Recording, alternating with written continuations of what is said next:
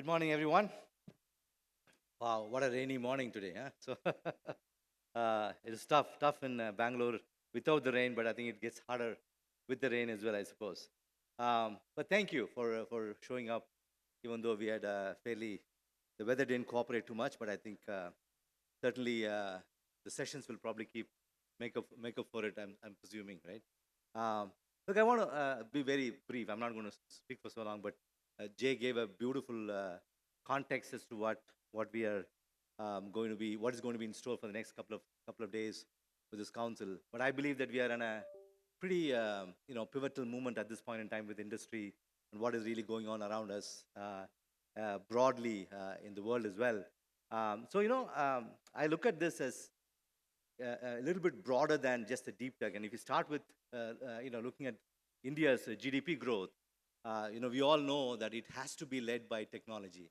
I mean, what got us here in terms of the growth for the country will not get us where we want to go, whether it is the Viksit Bharat or whether it is we want to be 7 billion by 2030. All of those proclamations or the aspirations that we cast for the country will happen only if it is led by technology.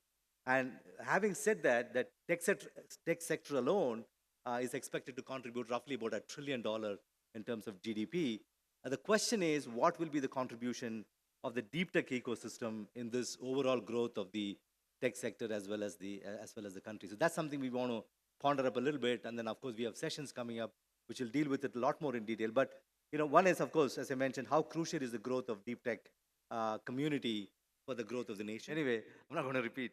So the second one is, of course, how are we building the ecosystem itself? And again, Jay alluded a little bit in terms of what we are doing as nasscom, as government, and we'll take a look at it, some of that. And quite honestly, what can nasscom do together with the industry, together with all of you, to take the deep tech community to the newer heights, right? So just a quick look at where we are now. We all know that our country is, of course, been very, very synonymous with IT services and broader technology services, out of India and so on. As I mentioned, the tech sector revenue for last year, fiscal year 2024, was a little over $254 billion. That's what we ended the whole industry with, which includes everything which we do in the industry. This contributes about 7.4% of our GDP, right? Clearly a cornerstone for India's economy. We're driving growth, innovation, and of course, clearly one of the sectors where we are globally competitive in many ways. But the emergence of deep tech startup and this ecosystem, this represents a whole new frontier of opportunity, right? And I believe that the deep tech startup ecosystem has as Jay was saying, with the large numbers, 3,600 or so, what he put up on the board, more than 500 of them, as he mentioned, was also the innovative deep tech startups, and 6 overall in the world. It's not a bad number, but then I think there's a lot more we could do. Last year, if you see 2023, the number of deep tech startups in India actually doubled from what it was in 2022. Primarily, I think it was driven more by the numbers which got a little bit, got carried away by the AI-backed deep tech startups. But nevertheless, I think we are on a roll in terms of having more of these startups in India, right? So from harnessing the power of AI for completely transforming the way the industries are run, to leveraging, of course, other deep tech technologies such as whether it's blockchain, IoT, drones, we talked about quantum, all of this for solving some of the pressing societal challenges. And then the rise of deep tech startup is not merely a chapter, but for almost a preface to an unfolding story of technological revolution. So globally, we hear many success stories, and I was fascinated when I read about the Neuralink's recent FDA approval, and I'm sure most of you read about that, for this thing called blind sight device, which could restore vision even for those without eyes and even optical nerves. Imagine those who were born blind and seeing for the very first time, and I thought it was very, very remarkable in the progress they're witnessing overall by usage of technology. And same thing with closer home. I mean, it's not just happening outside of India, but closer home, of course, we are witnessing a lot more interesting stuff as well. There was one startup which was Pandorum Technologies, who have actually pioneered 3D blueprinting of human tissues, including bioengineered cornea, advancing the field of regenerative medicine, showcasing exciting deep tech innovation. So, of course, when it comes to deep tech, one cannot miss AI, and everybody wants to sort of be associated with it in some AI form or the other. So 74%, again, I thought Jay's chart showed some of those numbers.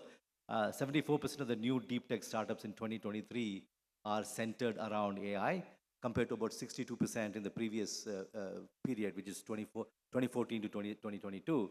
86% of the funded startups have an AI focus. So reflecting clearly the global trends where AI dominates the deep tech landscape. So how are we building this whole community? And you know that we from nasscom has been very focused on doing this right. Again, lots of initiatives within the company, within the association. It takes some time for me to change from company to the association, I guess. But anyway, the theme of nasscom Future Forge is, as you saw, acceleration of deep tech growth.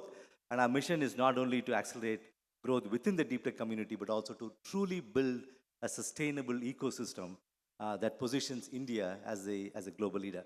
So we are witnessing a revolution of India's deep tech ecosystem, from whatever the number today, 3,600 or so, to a much, much larger number. But I think the growth is not just about numbers. It also reflects the dreams and truly some of the relentless pursuit by our brightest minds in this room and outside of that as well. Our deep tech startup ecosystem is able to get wide market access, as you know, by, of course, unlocking some of the business potential, forge powerful investor to partner connections, and of course, achieve visibility, but not just in local, but also global market, right? Leveraging nasscom's very extensive network, deep tech startups, and also benefit from focused mentoring to navigate the market with confidence. And I think, as Jay mentioned as well, last couple of weeks ago, there was a group of about 36 startups who went to, nasscom arranged to take to the US as part of a program which we run called InnoTrack. InnoTrack. Phenomenal. I had personal experience of getting a lot of feedback from people whom they met, as well as people who actually went on the trip. Just phenomenal in terms of how much of enthusiasm and the fact that they were able to cover 3 cities within the US. If I remember, I think it was New York, Chicago, and then San Francisco, with a lot more. It is not just about presenting their capabilities, but I think there was a lot of conversation which eventually leads to some kind of a conclusion in terms of where they were actually heading to, whatever they really wanted. So market access is a big deal. Let's change the track a little bit in terms of understanding what the government is actually trying to do. We know that we need the support of the government, both state and central. Later on, MeitY Secretary Krishnan is going to be joining. He was supposed to be here in person, but he's going to be on the video today. But you will hear a lot of that. But I want to give you a sense of how much the government is committed to making sure that deep tech's ecosystem really develops over a period of time. National Mission on Quantum Technology and Application, as you know, they have a budget of 8,000 crores. National Deep Tech Startup Policy 2023, still, of course, in the draft stage, but is aiming to accelerate technological growth and enhance global competitiveness. The Anusandhan National Research Foundation, staggering 1 lakh crore corpus, investing there heavily into cutting edge research. 10,000 crore for the National AI Mission. We'll hear more about that from the Secretary when we have a conversation with him later today. Tax benefits, of course, is always welcome. Zero interest loans, all of which contribute significantly to the deep tech innovation in the country. So we'll continue to leverage that as much as we can. Well, while we celebrate all our achievements, we are also aware that the challenges that lie ahead, and of course, there are a lot of challenges which all of us face, especially the deep tech startups which are in the room. And, there are multiple categories: complex regulatory landscapes, finding the right talent, skilled talent is becoming an issue. And once you find them, retaining them is another challenge. The need for patient capital, we always talk about that. Scaling, global exposure, all of that. Additionally, I believe that some of these smaller ones, relatively younger deep tech startups, while collaborating with enterprises, they face a long sales cycle, especially with these enterprises. POC implementation, and with academia, aligning with the research goals, securing grants and finding the right mentors and so on and so forth. So these are some of the challenges. And I think together as an ecosystem, can we overcome these challenges and take a giant leap forward in taking the ecosystem to new heights. Now, as most of you are aware, nasscom has been running the DeepTech Club that has focused on mentoring and acceleration of deep tech startups in the country. In addition, of course, we also do what is called nasscom COEs on IoT, artificial intelligence, cyber security, and of course, creating programs for deep tech startups. Over the last 4 years, over 1,000 plus deep tech startups have been supported through these initiatives, several initiatives all put together. So our Deep Tech Council, earlier it was called Product Council, and a lot of the veterans here are in the room, starting with Jay to Ram to Atul. Phenomenal work has been done over the last 20 years. This created a strong community of industry experts with a focus, one-on-one mentoring, market access, collaboration, and of course, partnership between the startups, corporates, investors. I can keep, the list is very, very long. So at nasscom, we continue to remain committed to further accelerate the deep tech ecosystems. So together with all the stakeholders, there are several recommendations which came about, and we can build an ecosystem around multiple ways, but I thought three broad categories. I won't go into the details, but one is around improving the IP and innovation R&D ecosystem. That's something which we are very focused on.